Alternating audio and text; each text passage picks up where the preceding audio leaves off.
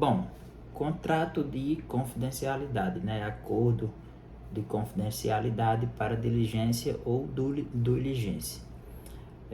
Basicamente, o que eu venho trazer aqui são 9 cláusulas, né? Que a gente tem que colocar no contrato e como repartir essas cláusulas.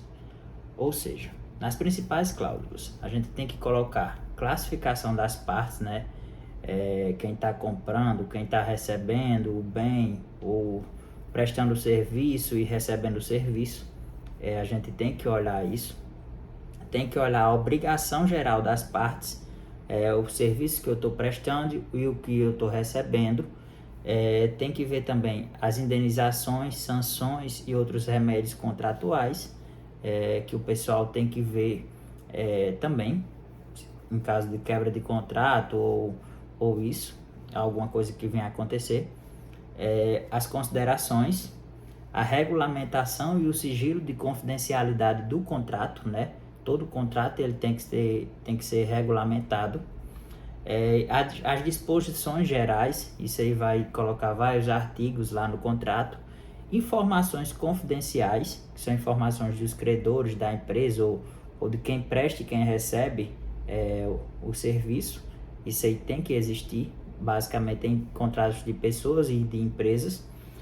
A devolução ou destruição do objeto também tem que constar lá no contrato, né? Contrato de diligência ou contrato de serviço. E a lei do foro e temporalidade. A gente vai citar, vou explicar cada um aqui mais na frente. Bom, a primeira, qualificação das partes. A gente tem que entender quem recebe e quem presta o serviço, certo? Na parte, e aí eu vou colocar como parte reveladora e parte receptora. A parte reveladora é aquela parte que ela tem que mostrar as informações solicitadas pela parte receptora. Ou seja, ela vai, eu estou comprando um serviço a tal empresa. Essa empresa que eu estou comprando o serviço, ou que eu estou comprando um bem, ela tem que me fornecer informações para que eu tome minha decisão mais acertada, mais assertiva. Ou seja, ela vai fornecer documentos pessoais, se for pessoa física, se for pessoa jurídica, cópia de contrato social, CNPJ, contrato dos sócios, todas as partes ali que envolvem, certo? E aí, a parte receptora é aquela parte que cobra essas documentações. E aí eu vou citar até um exemplo aqui. A gente tem um acordo de confidencialidade, por exemplo.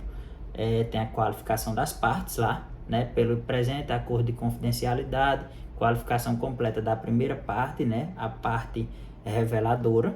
E logo em seguida você vai colocar a parte receptora, que aí vem sempre que em conjunto referidos para efeitos deste tipo de documento como partes individualmente como parte ou ainda parte reveladora ou parte receptora. Aí vem as considerações, né? A descrição do interesse do contrato de diligência, o que é que vocês estão acertando ali, o que é o interesse de vocês. Logo em seguida tem que vir a consideração, isso aí na segunda parte do contrato. Um exemplo você pode colocar assim: considerando que em razão do interesse de reestruturação societária e envolvimento celebrado pelas partes, né? Vamos dizer que eu sou uma empresa e contrato uma consultoria porque vem a reestruturar a minha empresa. Você pode colocar desse modelo. Considerando que em razão da reestruturação societária e eventualmente celebrado pelas partes, né? Aí você vai já acima descritas. O acordo, as mesmas terão acesso a informações confidenciais, as quais se constituem informação confidencial, certo? Comercial confidencial. Aí vai ter todas as considerações e informações confidenciais, aquelas que a gente já pediu, descrevendo quem são as partes e as obrigações, né? A gente tem que contar lá no contrato o que tem nas obrigações. Vamos lá. Descrição das obrigações gerais das partes, incluindo não revelar o conteúdo. Pode ser um contrato de confidencialidade, no caso. Tomar todas as medidas necessárias para que a sua proteção, dentre outras medidas. Um exemplo disso, que eu posso dizer aqui, comprometentes, outro sim, as partes. Você vai se comprometer a entregar aquele bem com toda a garantia que a parte receptora tá querendo. Vamos dizer, eu estou comprando um carro. Eu preciso que o carro venha em condições normais de uso. Então, tudo isso é das disposições gerais, certo? É obrigações gerais da parte, ok? Aí a regulação do sigilo e confidencialidade do objeto. Isso é a quinta, certo? É a definição de pessoas autorizadas. Você vai colocar lá. São os representantes internos, quem está no contrato, quem está prestando serviço ou não. Tudo isso você precisa colocar na parte de regulação, ok? E confidencialidade. E aí, nessa parte de confidencialidade também, cabe aqui registrar o que foi feito na auditoria do contrato, né? Que a gente ficou certo lá, que é a regulação, ok? Eu vou colocar um exemplo bem aqui que você pode colocar. As partes deverão cuidar para que as informações confidenciais fiquem restritas ao conhecimento dos diretores, empregados ou propostos que estejam diretamente envolvidos nas discussões, ou seja, no contrato de confidencialidade ou de diligência, tanto faz, certo? E a sexta, você vai ter que colocar uma cláusula que te assegure da devolução do negócio ou do distrato, que não deu mais certo. Tem que ter uma cláusula de devolução do distrato, todo tipo que te assegure, certo? Então, todo contrato tem que ter cláusula de devolução e de distrato, certo? Ou destruição do objeto, tanto faz. Pode estabelecer a parte receptora, né? Eu que estou comprando, eu que estou recebendo o serviço, eu posso colocar uma parte que seja para ser feito distrato. Como é que eu vou fazer esse distrato? Como é que eu posso dar entrada num distrato de um contrato? Tudo isso tem que ser feito. Eu costumo ver isso bastante em contrato de compra e venda de precatórios ou de casas, essas coisas assim. Aquela escritura pública geralmente tem isso, como é feito o distrato, caso não venha a dar certo, tudo isso tem que ter. E aí a gente tem, vou dar um exemplo, deixa eu ver se eu consigo encontrar. As partes deverão cuidar para que as informações confidenciais fiquem restritas ao conhecimento dos diretores, tudo isso. E aí tem indenização e sanções, né?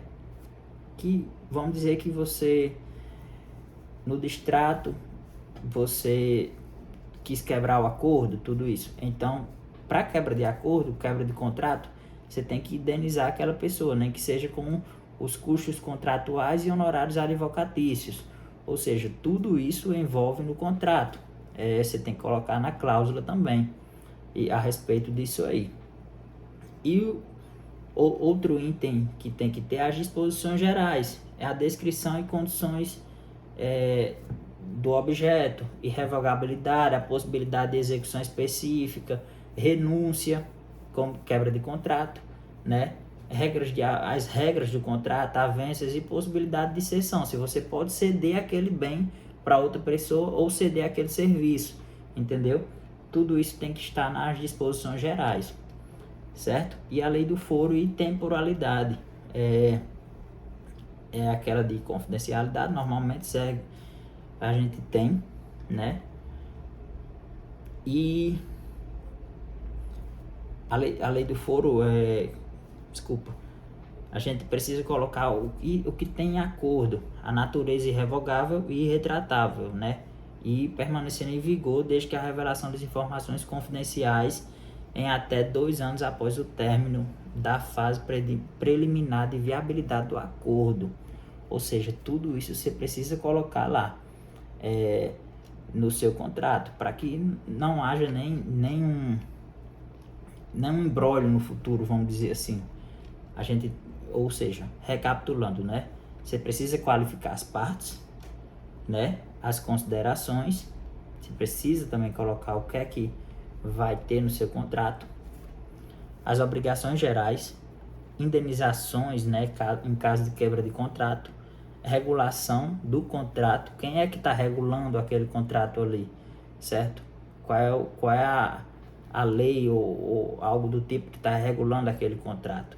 As disposições gerais, informações, né, de confidenciais, que aí só cabem às partes essas informações, a devolução ou destrato do contrato e a lei do foro e temporalidade. Tudo isso precisa constar em um contrato que a gente pega a pessoa física ou pessoa jurídica hoje em dia, certo? Eu resumi por cima, lógico, eu não vou estar entrando direto em artigos, em leis, tudo isso, mas é basicamente essas 9 cláusulas que a gente precisa ter em todo tipo de contrato. Considerações, partes, a qualificação das partes, indenizações, sanções, considerações, né? Regulação regulação do contrato, quem é que está regulando, as disposições, informações confidenciais, devolução, que é o distrato, né? E a lei do foro e temporalidade lá. Então, tudo isso precisa estar no contrato. Para quem está iniciando agora ou vai fazer algum contrato que for ler, né? É bom dar uma olhada nisso, saber se tem tudo isso. Principalmente como se regulação, né? Quem está regulando e a parte do distrato, da indenização, tudo isso você também precisa ver, porque às vezes a gente, no Brasil principalmente, a gente contrata serviços e a gente sabe que contrata um serviço hoje, daqui a uns dias não é o que a gente esperava. Então tudo isso a gente tem que olhar hoje em dia nos contratos. E eu digo uma coisa, vale muito a pena ler todos os contratos que a gente tem hoje a assinar, certo? Quanto mais a gente lê, menos dor de cabeça a gente vai ter lá na frente.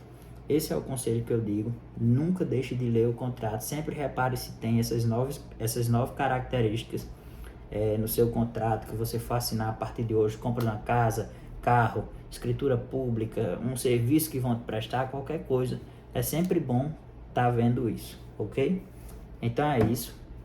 Qualquer coisa, deixa nos comentários aí, comenta se gostou ou não, e eu vou tentar responder no máximo nos comentários, ok? Até lá, tchau!